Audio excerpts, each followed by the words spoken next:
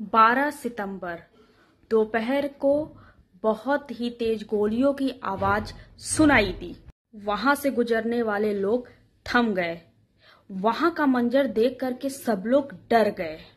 एक युवक अपनी ही पत्नी को सामने से गोलियों से भून रहा था और वह साथ में यही कह रहा था कि दोस्तों, ये अपने बॉयफ्रेंड के कहने पे, अंकुश पाठक उर्फ कल्लू के कहने पर ये मेरे ऊपर झूठा केस दर्ज कराना चाह रही थी। और साथ में ये भी कह रहा था कि इसके कई और लड़कों से संबंध हैं और मेरी किसी से कोई भी दुश्मनी नहीं है।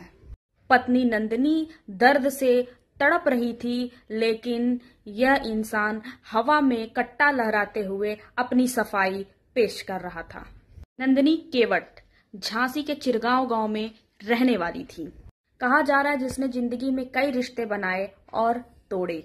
पहली शादी 10 साल पहले कोटीराम केवट से हुई थी, जिससे एक बच्चा भी है और वह इस समय अपने दादा के पास पल रहा है।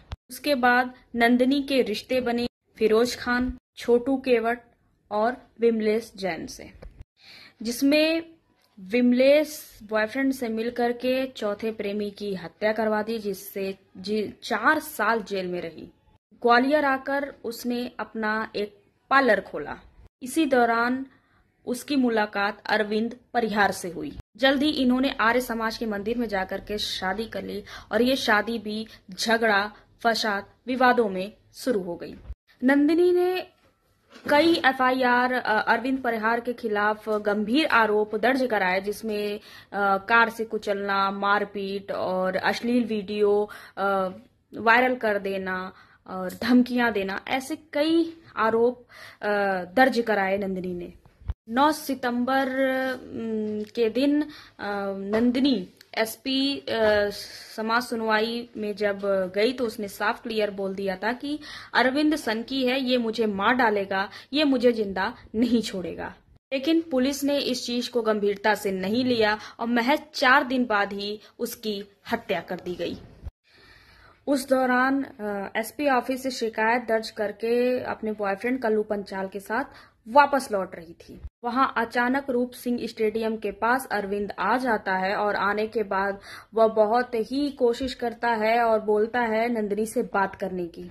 जब नंदिनी ने इनकार किया बात करने से, तभी अरविंद ने कट्टा तान लिया अपने हाथ में और जहां से जो कल्लू था, जो उनका बॉयफ्रेंड था, वो वहां से भाग गया। उसके बाद अरविंद ने लगातार 4 फायरिंग की, जिसमें से 3 नंदिनी को लगी और 1 सड़क पर धंस गई गोलियां। वहां पे जो लोग थे, उनके कहने के अनुसार अरविंद ने साफ तौर पे सिर्फ चेहरे को ही निशाना बनाया और हत्या करने के बाद वो वहीं सड़क पर ही बैठ गया। लोग इकट्ठा होते गए, भीड़ अपनी इकट्ठा होती चली गई। ये कहानी उस महिला की है जिसने अपने जिंदगी में बहुत सारे संबंध बनाए, रिश्ते बनाए और एक एक करके वो सबको खो दी। उसके बाद वो मतलब अलग हो गई, हर चीज से अलग हो गई और अपने ही पसंद किए हुए व्यक्ति के द्वारा मौत उसे मिली। और वहीं उसके जो हस्बैंड है, उसको अपने गुस्सा, अपने सनकपन इतना हावी हो गया कि ये कहानी मौत तक उतार दी गई, जिससे उसके बच्चे का भविष्य भी, बच्चे जितने होंगे उसका भविष्य भी दांव पे लगा दिया।